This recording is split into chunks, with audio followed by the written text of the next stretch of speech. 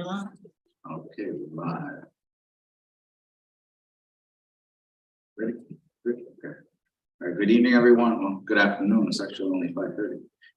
Good afternoon, everyone. We're calling the meeting to order at 5:40 p.m. This is the meeting of the Safety and Technology Committee for Thursday, May 11th. In attendance, we have noted who's present here: myself, Trustee Don, Trustee Warner, Ms. Lisa Raymond, Mr. Lease, and our technology assistant that's doing us the favor of making this all work. All right, first meeting agenda item, we're just going to review the committee charges. We did adopt these committee charges during a previous meeting of the Board of Education, so we just wanted to quickly touch on it again to remind us what the purpose of this Safety and Technology Committee is. So the Greenburgh CSD Safety and Technology Committee will be the conduit between district administration and board of trustees regarding the work conducted in the areas of safety and technology. Safety and Technology Committee exists to perform the following functions: review current safety and security items of importance in the district, evaluate current safety and security processes, and make recommendations for enhancements, review current technology items of importance to the district, and evaluate current technology processes and make recommendations for enhancements. The second item on our agenda is review and adoption of previous meeting minutes, which would be the March meeting. It goes up right here. And zoom in. See what you see. Okay, there we go. So our previous meeting was in March because we canceled the April Safety and Technology Committee meeting. We met on Wednesday, March 29th. We called the meeting to order at 5:44 p.m. In attendance were myself, Trustee Vallon, Trustee Warner, Assistant Superintendent Dr. Macaluso, Assistant Superintendent Lisa Raymond, and Mr. David Lease, Director of Technology and Integration. In that meeting, we reviewed the committee charges, which at that point in time were being recommended to the board for adoption. We adopted them here locally in the committee, still pending at that time the Board of Education approval. We went over the previous meeting minutes. We had a conversation on the Triton vape detectors that the district had purchased and was working on installing during various locations in the building. We had a review quickly on the safety audit, which was the town hall meeting that the district hosted to share the results of the audit that was conducted by CPLS Consulting. We touched on that for a little bit.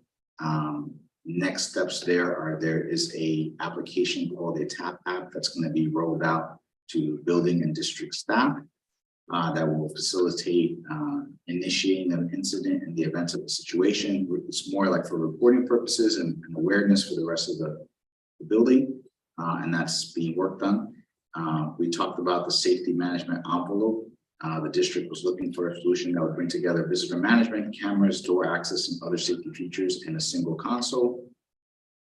We had an update on technology of the one-to-one devices. At that point in time, we had been able to shift funds within the technology budget to allow for another emergency purchase of additional approximately 80 to 100 Chromebooks for students. They had been ordered and we were waiting for them to arrive in the next 2 or 3 weeks from that point in time. And we refreshed ourselves on the 4-year cycle that's going to begin with the 23 to 24 school year in terms of the refresh cycle for the devices. We had a quick update on interactive displays, several being purchased for the district for this current school year, and a walkthrough was being conducted at that time in each of the buildings to identify and prioritize a list of replacement in the future. We also had a conversation on the website. At that point in time, we were still discussing the proposed web vendors and coming up with what made sense for it to be the recommendation to the larger Board of Education for adoption. And we touched on the Civic Plus and BOE website and what the plans of those were. Have more updates on that today. We also talked about the K through 12 PLC teams, and we had an update that the technology director provided to us on the full day workshop that had been formed at that point in time, implementing the K through 12 computer science digital fluency standards into the classrooms, and several summaries on things that happened throughout the buildings. We also had a conversation on Tech This Out, where ECP students had done some engineering and design process activities related to STEAM surrounding X-ray technology and building rockets for space exploration, which was very exciting. Elementary students had engaged in media production using green screen and studio equipment and interviewed staff and other prominent individuals. around topics such as Black History Month and the future of technology and GCSD. And Woodland students presented their classroom design challenge projects to their classmates and members of the facilities technology team. If you recall, if you were paying attention at the previous meetings, that was a project where students basically made recommendations for what design changes they would like to see in their own classrooms and how those could be incorporated into future upgrades. And there was a whole process to that, and I'm sure that was very helpful, not only for the students, but also for the staff in understanding what the students need. We closed open session at 6:25 p.m. We opened it again at 6:40 p.m. to make a recommendation, which was the recommendation was the Safety and Technology Committee recommended the district approve a contract with Leo LLC to provide a website and content management system. That was the recommendation that was made to the board. And a subsequent meeting, the board approved that, and then we voted on that, and everything happened from there on. And then we closed open session again at 6:43 and went into closed session at 7:47, and then from there we adjourned. Does anybody see any need to amend these minutes? So the closed session portion of the agenda, which is hidden, which we obviously can't display right now, is actually sitting after this part of the line. Correct. Okay, that's on purpose because. Correct. Got it. Yep. Okay, I'm fine. Okay. I move that we adopt these minutes as presented unless somebody has something else. No, second. Okay, all those in favor? Aye. Okay, we approve these minutes. Thank you. All right, going back to our agenda for today, we've gone ahead and now taken care of item number 3, adopted the meeting minutes. All right. Moving on to agenda item number 4, safety. I will wait for Mr. Lees to finish typing so we don't trip him up. Thank you, sir. All right, Ms. Raymond, would you like to provide us an update? Sure. Thank you. Good evening, everybody. I have been working with Steve Clark, who is from CLPS, and we have been working on the STOP grant. We have the narrative and the application already done. We've done all of our homework and our research, and I will be reviewing that with him this weekend so that we can upload it by Wednesday, which is I believe Thursday is the deadline, the 18th. So I'm pretty excited about that. We've done a lot of legwork on that, and we are going for the maximum dollar amount. Hopefully we will get it all, which is approximately $500,000, so that we could do any and everything almost that we want, but we'll get a very good head start on it. And we just recently today, I received a letter that we requested from Chief Powell from the town of Greenburgh Police. They requested a letter from him supporting us on these endeavors. So according to Mr. Clark, that will go a long way with the people reviewing our grant application. Excuse me. I've also been working on the COPS grant, which is a smaller grant that is through Motorola.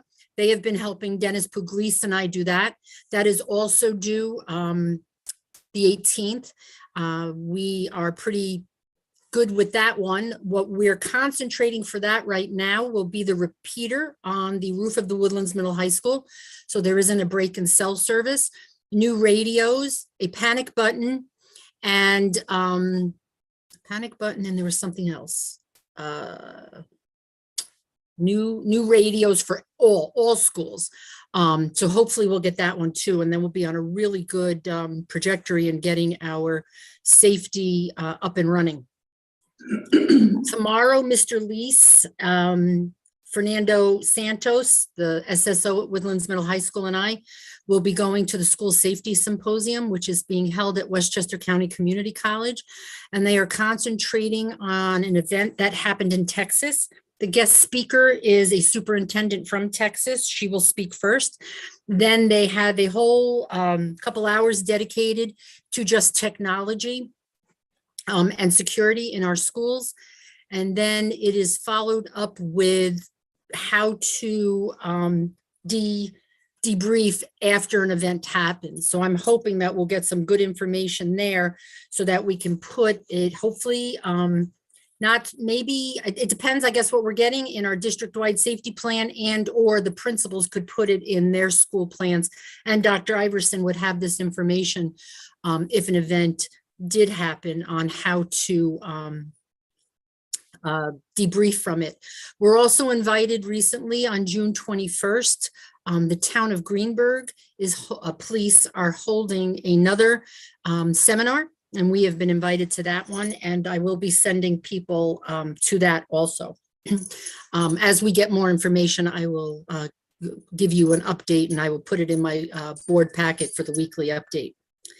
The District Safety Committee, we met last week, I believe. And we had very good participation. I think all but one member of the committee was there. We had some very good feedback, made some revisions to the district-wide safety plan. I have, along with my assistant, Lori D'Amico, have made the changes, and we will be having another meeting next week to go over those changes. Hopefully, if nothing else is needed, we'll make a final document and we will go through the process of getting it to the board, having it sit on our webpage for 30 days, having a public hearing, and then so the board can adopt it and we can get it to the state education department on time. So Ms. Raymond, Yep. before you keep going, just a few questions. On the security grants update item, you said the first one was the stops. What would that grant cover? So the STOP grant, it can cover everything. Anything and everything that we want. So what we have included in that grant is the app. We can include like the panic button, those kind of things, because if we don't get it through the COPS grant, we can get it through this. We've asked for support from the Greenburgh, town of Greenburgh police to this grant could pay for an SRO. So that's why one of the reasons why we wanted Chief Powell in line with us, because we also, part of this grant, part of the narrative was I had to give events that have happened at Greenburgh, how they were handled, how it could have been better, if we had different technologies, how it could have been improved. So I used the incident in October. And then I asked each school to give me different incidents that have happened or where they have seen concerns in their buildings. It would,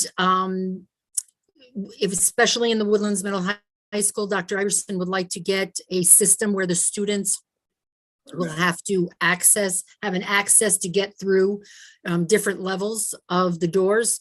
High school students wouldn't be able to get into the middle school and high school, things like that. We would have controls on our outside doors. So if something is propped open, an alarm would sound. And Mr. Leash, you might know better the name of this as opposed to the layman saying that system that Dr. Iverson wants that will detect if something is on a student or in a backpack, in a purse, in a room. Yeah, these were the large area scanners that we were looking at. Right. Got it. So basically that grant is fully encompassing, like you said, anything that COPS doesn't cover, hopefully the stop will. Correct. And Mr. Lease and I and Mr. Pugliese, we've been speaking with some vendors that are going to be there tomorrow. And we visited Somers High School, middle school, high school, and looked at their system. And basically, I think it was close to state of the art. They had a room that was just dedicated, and it had the largest television screens side by side, and I think 3 or 4 rows, and they could see every camera, every angle, all at once, instead of having to flip through a screen. And I think that would be ideal for us. This would also include us adding more security cameras where we need them, where we would like them, and even maybe in, extra spots that maybe we're not thinking of. That all can go through this grant. Okay, thank you. Anybody have any questions on that? Okay. The next question I have is on the school safety symposium. You mentioned the attendees. Whatever you learn from that, how will you, I guess, train the team, or how will you bring that back to the team? Well, and I'm glad you asked that, because I've been thinking about it, and I basically, first, I would want to debrief with Mr. Lees and Mr. Santos on what it was we had learned. Recently, Dr. Iverson has, in our cabinet meetings, have spoken with Dr. Macaluso and myself, now that we need to start getting ready for our professional development days and for our superintendent conference days. So some of the speakers tomorrow are local. So I was thinking that if they were bringing back good information to this group, maybe we could have them become a speaker, and or not so much even going to this symposium, but I am putting together a committee, I would say, basically of the SSOs of the buildings. What do we need? What do we need? I hear something. Yeah, not the month. Oh, Dr. Macaluso. I'd like to get a thorough, since we have more days next year, plan together. And because it ranges more than just security with all these people. I try to get, I start with the security people because they're first on a scene to get CPR, AED training. Then I try to do the office staff, because you have to remember, when we do these trainings, it's limited to a set number of people, and I don't always have time. We don't always have the days to get everybody. So I'm really hoping that I can sweep through the majority of the support staff, nurses, and maybe I'd have to ask, consult with Dr. Macaluso and Dr. Iverson if they, what instructional staff that they would want. So I don't want to just sit on the information that we receive. I know it's more towards, obviously, the end of the school year, but if we can start planning for the next year and be ready to hit the ground running when we have those superintendent conference days right away, I think that would be our best interest. So two things. One is, yes, there have been requests to make sure that the staff, that's not just the teaching staff, get as much training as possible. So if you're a bus monitor or a lunch monitor, then you need to get the training as well, because the kids have more free time to get into more trouble. So, and you are responsible at that point. So that's a thing to watch on the professional development days. The other thing is, skipping back to the previous topic, I personally am not pro SRO, I'm pro dean of students. So the question is, you've got this grant. Will the grant applications allow enough latitude so that if I could push for my dean of students option, would the funding still apply? Yes, it would. From speaking with Mr. Clark and Dr. Moralia, who obviously runs the whole department, they said that the use of the grant is, and it's very vast, it's very wide. And I believe that we could, if we didn't, and again, I let them know that if we chose the SRO avenue, that town of Greenburgh police have informed us that, they don't really have them readily available. We'd have to hire and they'd have to train. So I think it would be faster probably to get a dean of students. And yes, it could be funded through the grant, but then we would always have to remember that when this grant, now don't forget too, if we get this grant this year, we can keep applying for it. But in the event that we didn't get it for future years, we would have to remember we'd have to budget for those positions. Okay, great. Which brings me to my point, anytime we get grants, the monies are usually finite. I would probably be encouraging that we focus on getting those tech pieces installed, like the cameras, et cetera, first, because then that's forever. That's just a plug, and I think the rest we can discuss at a later date. Yeah, I completely agree. I think that if we can get this and work with Mr. Lees and really get the technology and get up to speed and up to date, I think that would be a win-win for Greenburgh. Any more questions on these topics? No? Okay. Sorry for interrupting. I just didn't want to get. That's okay. Nope, not a problem. I apologize. I should have stopped after each bullet.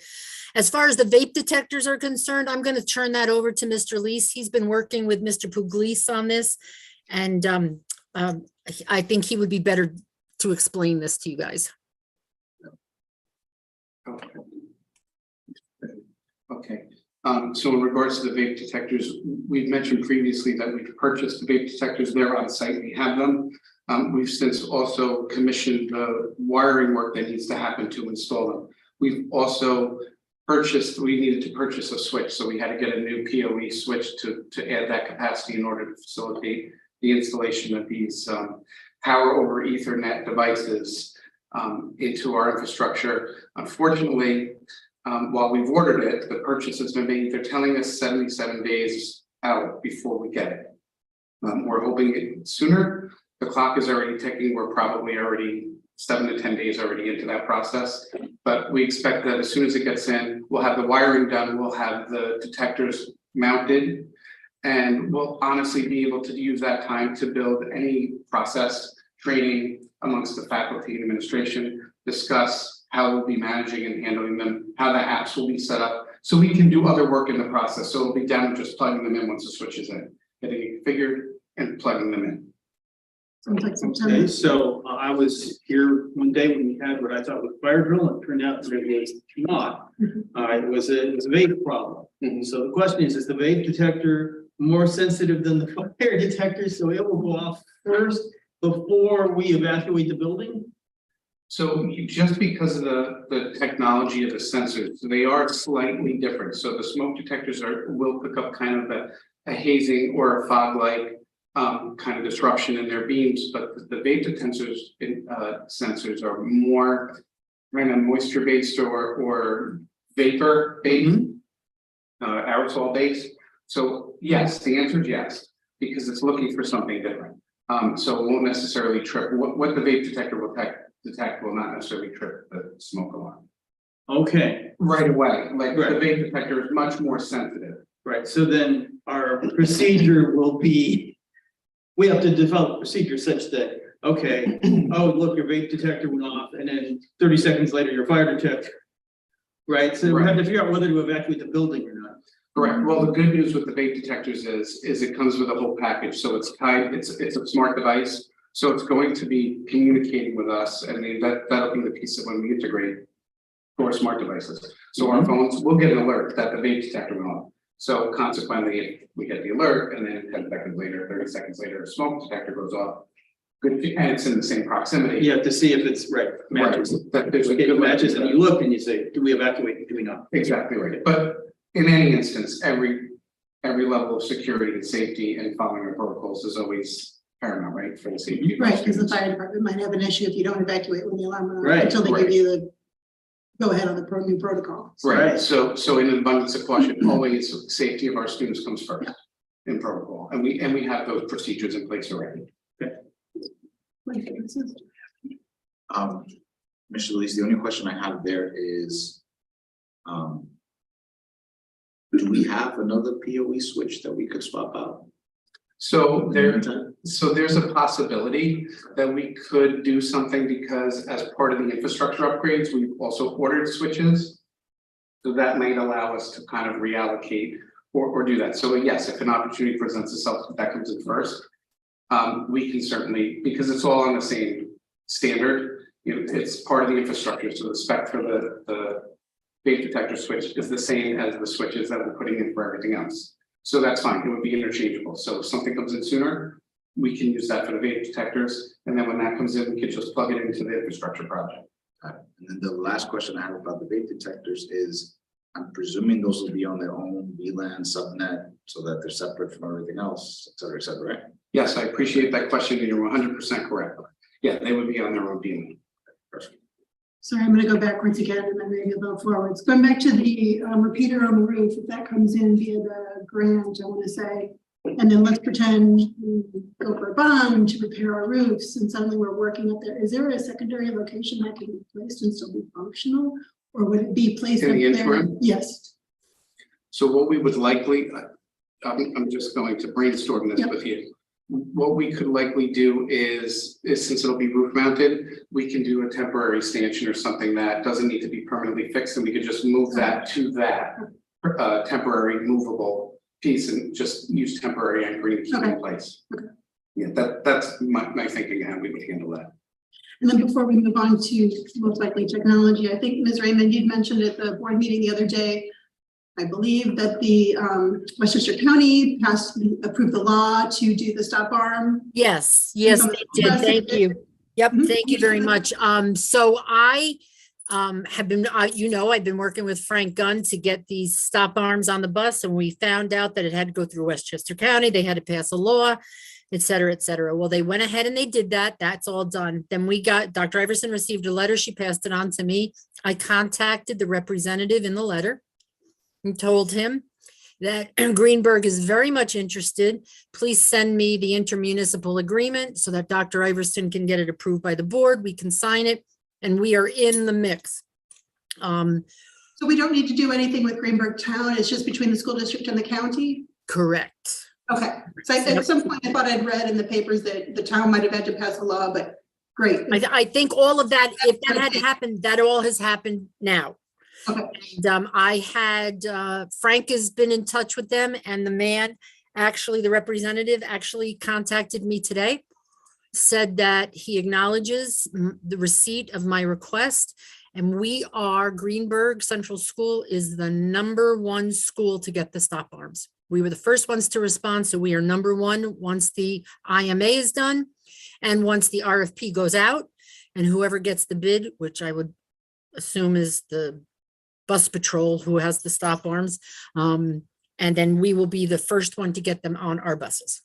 I mean, considering we have buses that go all over the place. Mhm. So in other school districts. Okay, thank you. Yep, you're welcome. Okay. Anything else on safety open session items while we're on the topic? Let's move on to technology.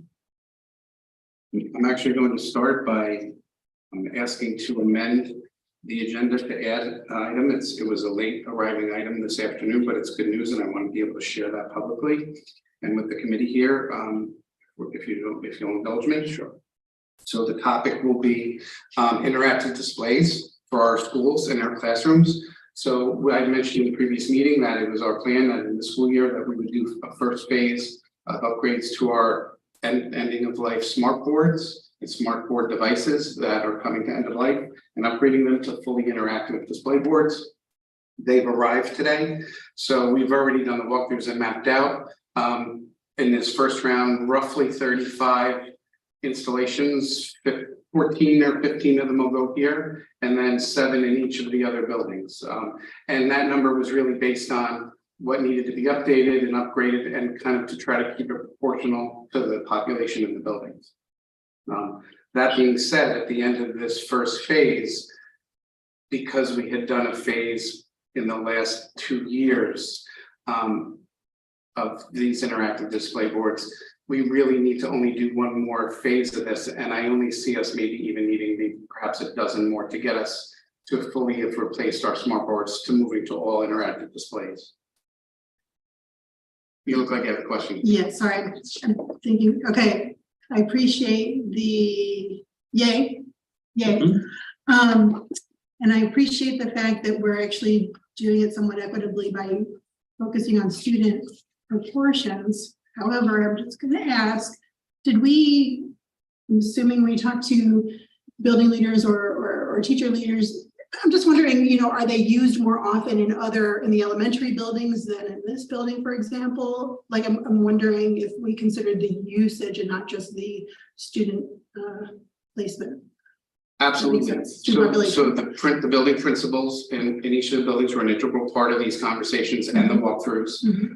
Discussions that we had were not only around how do we equitably place the devices and the equipment and the technology for access to all, but really where are they going to make the most instructional impact? So we weren't looking necessarily at size of space or capacity of space, but the types and ways in which the spaces were being used for learning. So even things like reading rooms or supplemental support rooms that might best suit supporting children in those capacities are part of those upgrades. Looking at areas we prioritized. So there were areas where we had the most out-to-date equipment. So those were higher in the priority list. Areas that did not have sufficient equipment for the learning space were at the top of the priority list. And then from there, we went down to kind of oldest to newest. There were actually some areas that were in learning spaces that just had monitor standalone TV type devices. Mhm. Those were at the top of the list, so now they're interactive display boards that could be more engaging for learning processes in the classroom. So I was excited to announce that because that's directly in the classroom for our students. So thank you for indulging me by adding that. Thank you for that update. That's very. So one more thing, so the ones that are no longer functional are older, but might, older smart boards that are not as interactive, but may be functional. Is there any use for those, or will those go through the process of, when you get rid of inventory? I'm thinking, for example, like winter recesses at the elementary, you know, those, the videos you can put on so kids are doing exercise or whatever. Is there any other use that we might get out of them in a different space? Yeah, I think that to some degree, I don't know that all of them we would want to do that. I would say that they're an older generation technology at this point. So I think they're a lot more limited in terms of their capacity for supporting the learning that we're doing now in the classroom, and the types of skills and engagement that we want.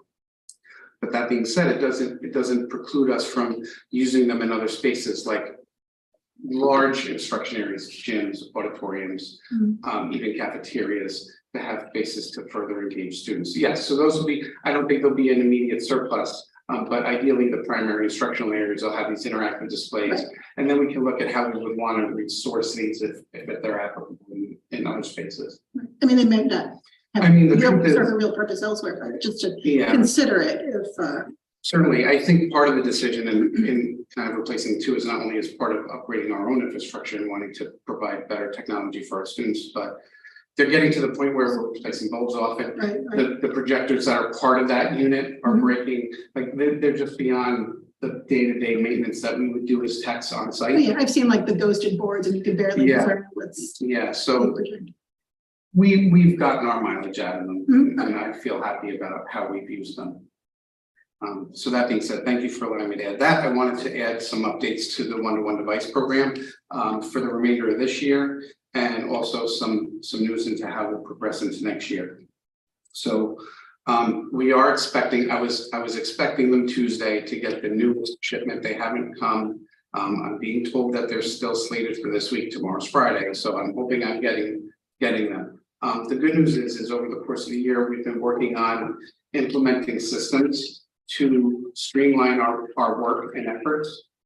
So now we streamline our purchasing process. So we purchase through the RIC, and as such, and part of our network services agreement and partnership with them, as these devices come in, they're already enrolled, which means that they already get integrated into our inventory, into our Google domain. So essentially, once they arrive, we just have to take them out of the box, scan them, to assign them to a student. They're inventoried, they're assigned, they're tracked, they're audited, and they're enrolled, so their logins will work automatically. So all of that manual process that had happened previously to now is now all gone. We've automated that whole process to streamline our ability to learn keys very quickly and get them in the hands of students. That's great.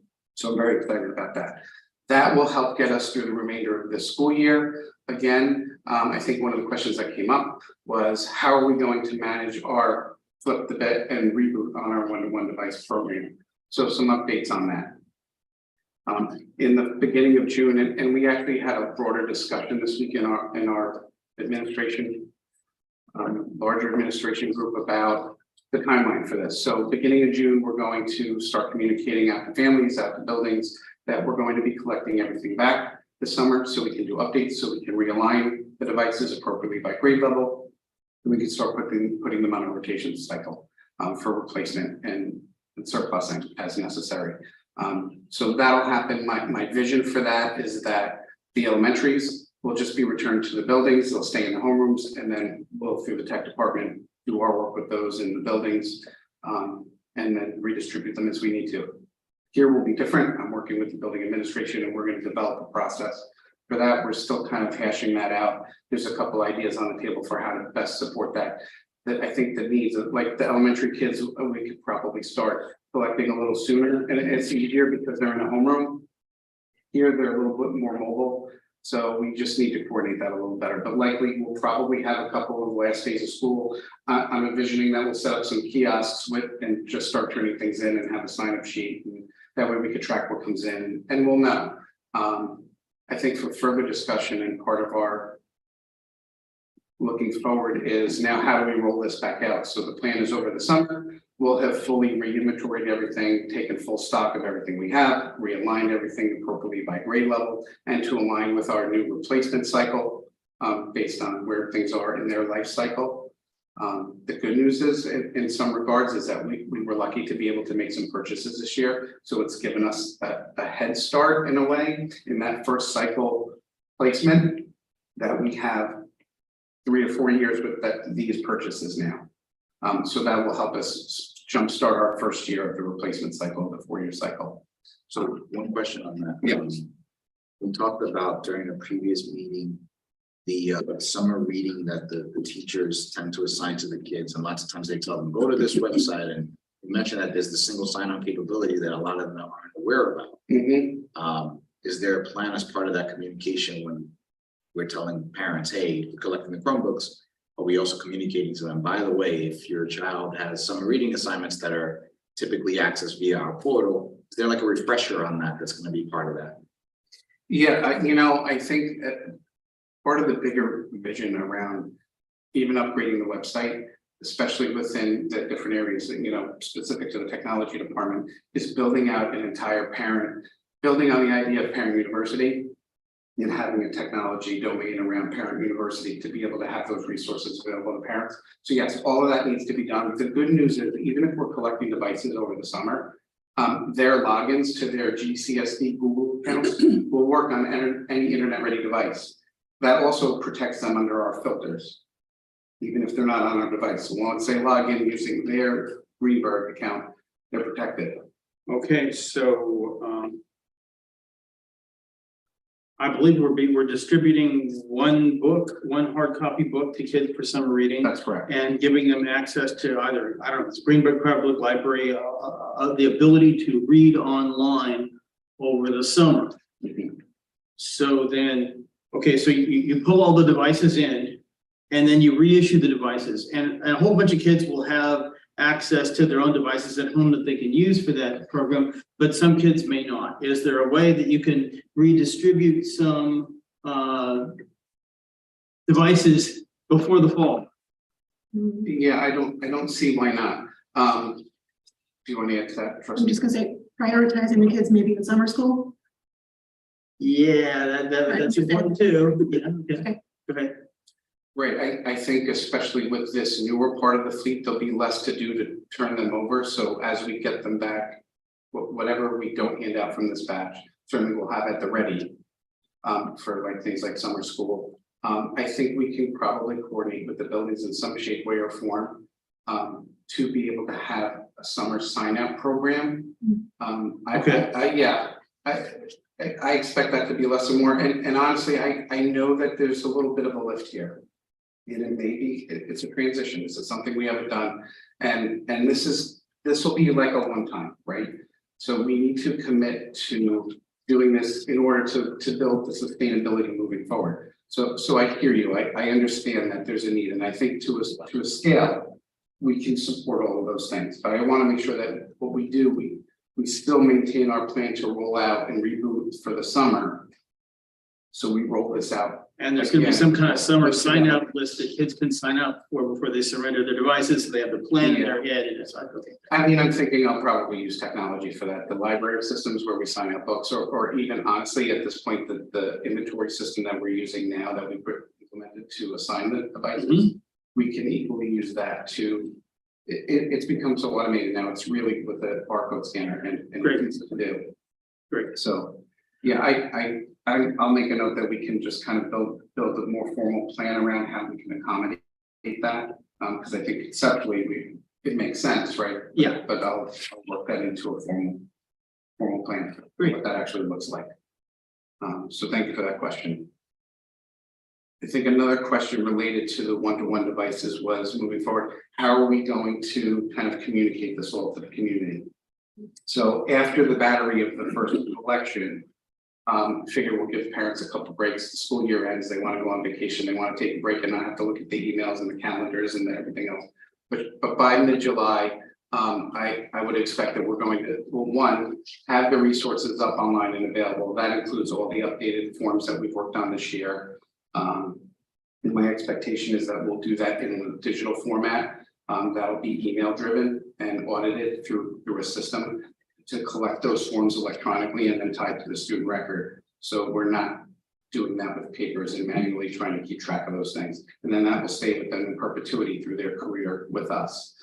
And then again, between the website and then multiple direct communications out to the families on how to do this. We'll certainly have a front end website presence. You won't have to dig into my departmental page to see this. While it'll be there, it'll have a front end presence as well.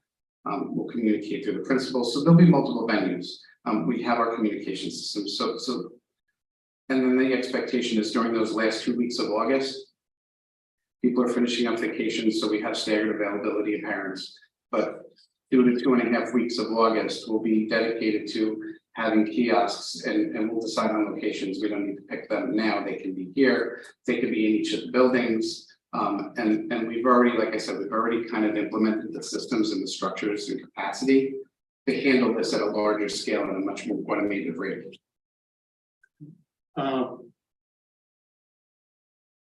Is there a separate process by which we get everybody's contact information updated? And can we piggyback one off the other? Yeah, you know what? I think that's a really good question. So my experience has been that if you tie that event to something important like the last report card or the release of schedules, that you get much more foot traffic into the portals and things. Okay. To force those. Release of schedules, good. Yeah, so if we couple it with those events, we have a much higher probability of getting those types of updates. I think, again, one of the things that we're looking to do is digitize and automate a lot of these processes. So the more that we can provide it in an easier way for parents, regardless of their device, and even if it can go to their phone and they can just fill out a couple questions and be able to update things easily, they'll be more willing to do it. Right. Okay, so not device distribution. Instead, you're going to have other events that take care of it. Okay. Right. We'll couple it with other big events. So one suggestion for another big event, I know the last 2 years, the elementary schools have had a combined meet your fellow students PTA event at the end of August before school began, so the kids could see each other, get to know each other, and they've had Greenburgh Library attend with them and various things. So that might be an opportunity to see a lot of parents. And it's a separate entity, so, but it's, if you want to make that outreach, that's one suggestion. That's a good suggestion. They're a great partner, and they've been very open to helping us out when we need it. Actually, that reminded me, I will say one of the things we did at the beginning of the year, we did it here, and I know we did it at Highview, and I feel like we did it in other instances in the other buildings as well. But when we were doing the parent back to school nights in the fall, we had set up a table with a couple machines where people were manning that, and if you wanted to update your contact information, that they would even help you facilitate doing that. So I know that we did make a couple attempts through the year. We did send a communication out with instructions on the website on where they can go to their self-serve update, but also even contacting district resources if they want to help. But as I've discussed for the last 2 years, the problem, like especially parents who are going into Jackson or ACP, have is when you send out that blast, if you have the wrong email, they don't get that blast to know how to update their email. So it's a chicken and egg situation. But that's why sometimes I know we're trying to get rid of we're trying to get rid of the summer packets, but especially for those children who are first entering the district, they might need those hard copies with some of that information. It's not a great solution, but. But did you post a summer packet on the website? Yes, but I just remember the last few years I've heard from a lot of elementary parents that were like, didn't know, they're new to the district. They're not, now if it's going to be one of those pop-up things, the first time you go into Facebook website, then links. That could be helpful. Yep, that can be programmed and done. The other thing is really to leverage our other media. We have phones, we have text, so we don't have to depend solely on, and that's not to say that we haven't done that. No, but certainly we can leverage all of those avenues. Right, as long as something is valid. Right, as long as we have one of your data points, we'll get you on one of them. Correct. It's through the registration process too, right? Then we can put a plug in during. the Yeah, people registration. complained Yeah, about that, which is that what was always- you and I emailed back when you were new. Yeah, Because there was too many steps and parents felt like they were going on the rabbit hole without any way No, to no, know no, I what they were mean, doing. let me clarify. What I mean is, when they're registering their children register on, Mhm. you could put a plug in to the packet at that point. yes, we certainly can do it there, and you actually just gave me another idea, so I appreciate the brainstorming session. Since we're going to be rolling out an annual digital responsible use policy update every year, we can even add a piece, either a link or a piece into that as well. So we can maybe couple it with that as another culminating event to capture that information. All right, so those are a lot of good suggestions. Next item on the list is, I just wanted to update you and first thank you for your support with moving forward on the LEO contract. We've since executed the contract now, so we are getting ready to start the kickoff meeting. Prior to doing that, as I'm going through like their initial startup checklists and giving them initial information, what I want us to think about is how we would want to form a committee to help inform our work, and does it need to be all one committee, or is it kind of, I'm thinking that we have a centralized committee, a governing body of that, and then we have other constituencies at the building level, parent community level, and even student level. And as we're into those areas, that we engage them as we need them. But if you have specific suggestions about who we might include, or what types of folks or groups we might include, I would appreciate that feedback. So you can do that in an email. I think in the past we said, we thought CEC was a good conduit for that. Yes, I've talked to trustee Thomas about that. He's on board. Ms. Ives has expressed interest and also participating as a parent member, and I certainly appreciate her willingness to do that. I've accepted that offer. She's already even provided me, I guess there was a round of work that had gone on in the committee around this type of work before, so she was gracious enough to share with me that historical work, excuse me, which I've had a chance to look through, and that will help inform what we're doing also. But I'm looking forward to kicking that off. I just want to also contextualize, we talked about the impact on the Board of Education website specifically and the timeline. So we know we're ending Civic Plus. We've notified them as asked. We're working on the termination of that contract. There's some pieces to work through, like anything else when you're terminating a contract. So we're doing that. But in the meantime, I wanted to talk about us moving it over first. So I think that we would want to start that work first. The global website, as I see it, like this work is going to happen in stages over the next 6 to 9 months, and we'll define milestone deliverables in our committee. It's not to say that it won't be available for 6 to 9 months, but we will need to be purposeful in how we roll this out. So that we do it properly and we do it once. And I know that there's been a lot of exciting conversations happening with the broader administrative group around all the newer features that will be available, not just to them as administrators for communicating information, but even for the teachers and the integrations that are involved that we discussed. So I know there's a lot of excitement about this. I just want to make sure we do it moving forward. So that's the update on that. Summer retreat. Something I started when I came here in July was that I do a summer retreat with the technology department. As a team, we look at our why and define our vision and mission within the umbrella of the district mission and vision, and set goals for ourselves. So part of this retreat will be to review that mission and vision, reestablish or continue the further establishment of our why, and remind ourselves of what we're doing every day and why we do what we do every day. And just to share, the why that we've developed in the technology department is our why every day is to create as many opportunities as we can through access to technology for students to engage in learning opportunities. That's why we do what we do every day. And that's what drives us every day. Under that are our guiding principles and our mission statement, which are all posted on the website under the technology department if anybody's interested in looking at that.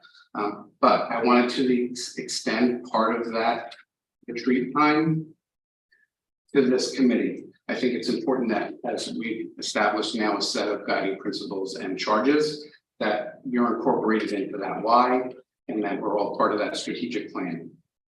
So I just wanted to put that out there. If you had any ideas about things that you would like to see or have as part of that retreat, I'm open to hearing those suggestions. I'd be happy to build them into our work together with the greater technology team and seeing how we bring all of our work together and it meets buildings in the classrooms. That'll happen in the summer, likely in July, or we'll figure out a time that works.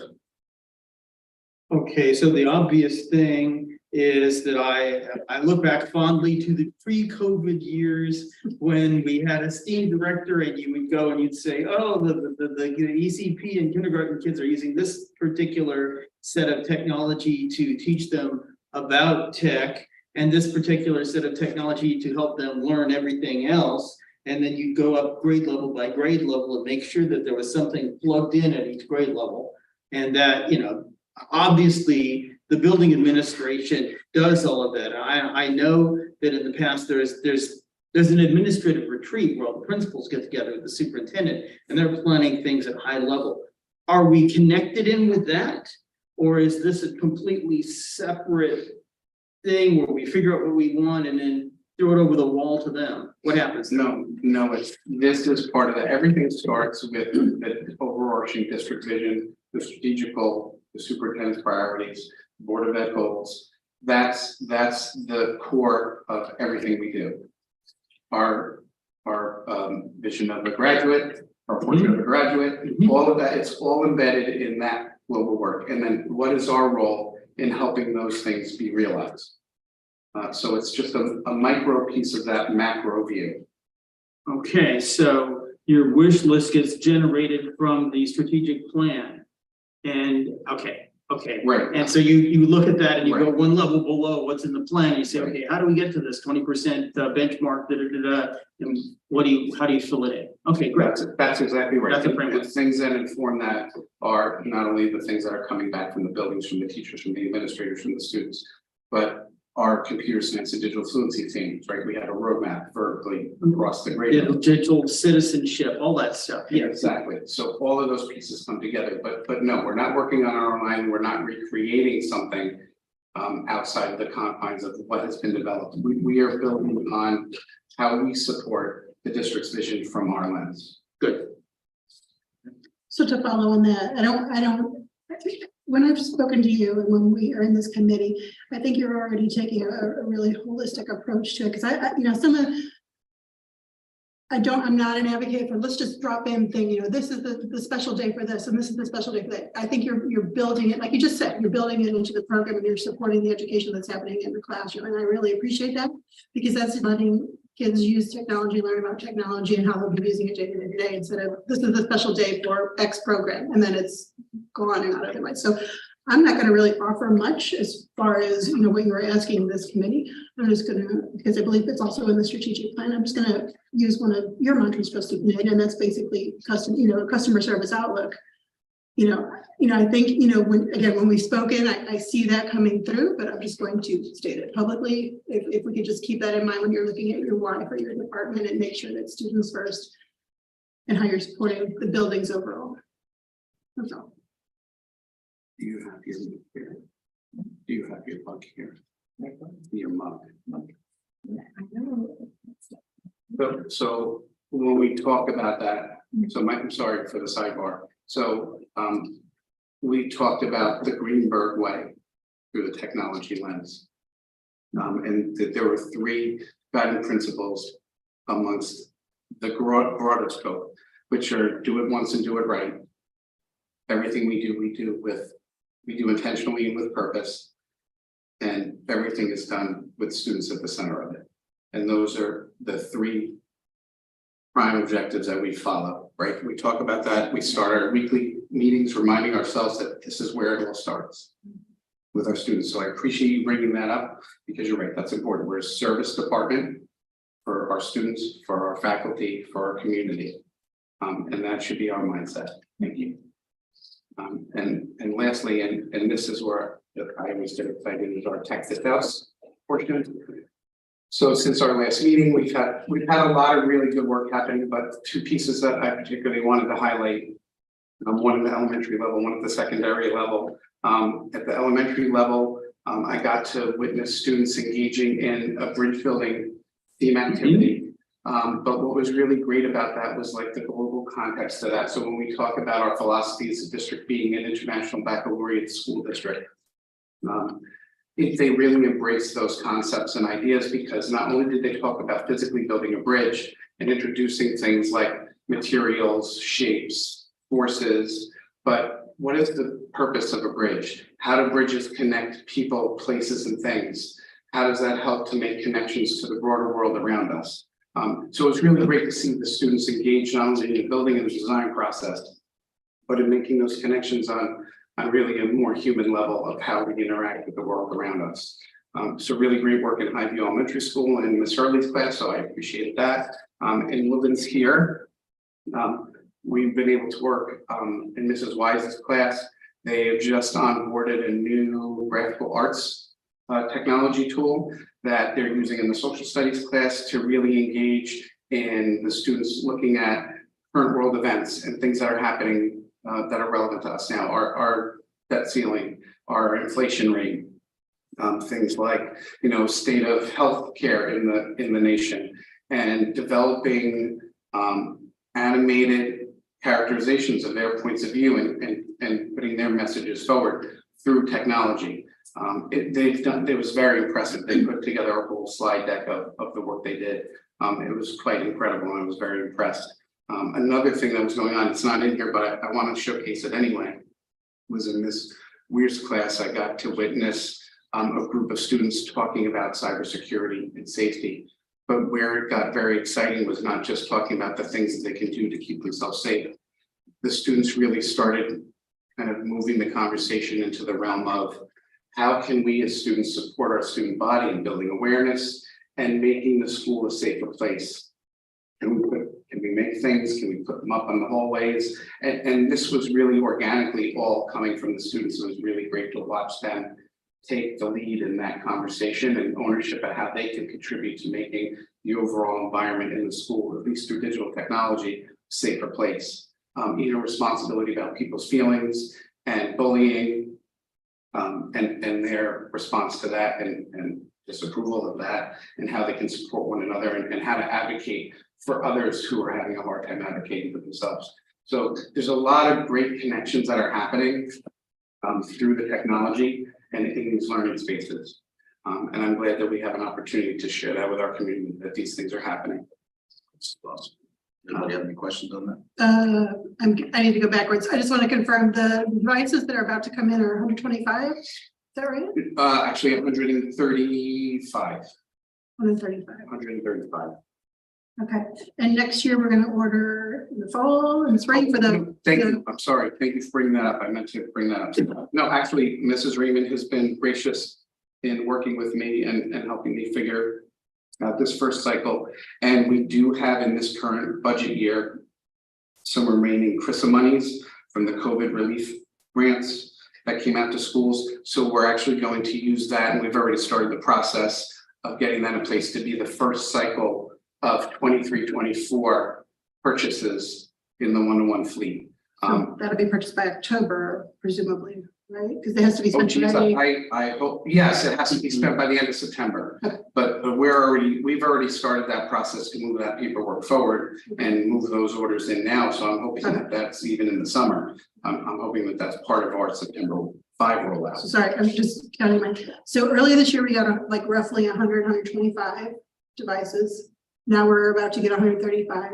This is fantastic. Okay, we're accelerating our 4-year replacement plan. By a few months. Yes, sort of. Yes. Sort of, because some of those were break fix placements. Mhm.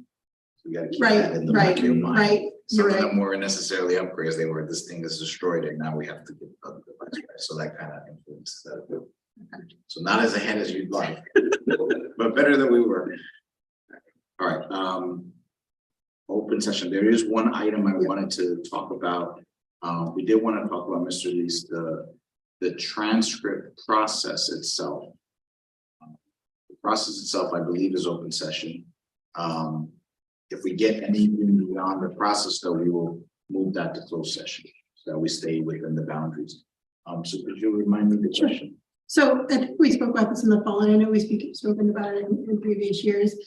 In the past, there's been an issue in the fall when the transcripts need to be pulled for the seniors when they send it off with their college applications, because a lot of the data needs to be corrected. And I believe this past fall, we discussed how the seniors were getting corrected so they could be pushed out, and then we were going to look at the underlying data, because it feeds, the course catalog is one of the pieces that feeds into it, the different credits that go into it, and the weighting, all of that kind of feeds into the transcript. And since you guys were working on the underlying data, we haven't really had an update on where we are in the process, and are we fixed now for the future? Or are we still going to have a crunch time in the fall where we're correcting things manually? So that's the gist of the question. Fair question. So since that initial conversation, I think at that time the focus was the senior class and making sure that everything aligned there. Since that time, we've since gone into the underclassmen grades and done the same thing with the courses and aligning the course credits and making sure that the weighting and all of those things align so that they reflect properly in the calculations into the transcript.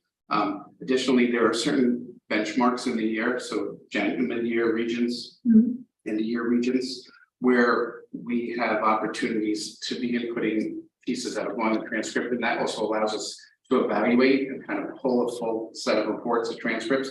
We're actually in one of those processes right now as we're closing this year, just to kind of double check and triple check that all of the scores are in and everything is where it needs to be. So I would say that there's going to be probably 2 or 3 snapshots throughout the year where we'll have opportunities to kind of verify that data.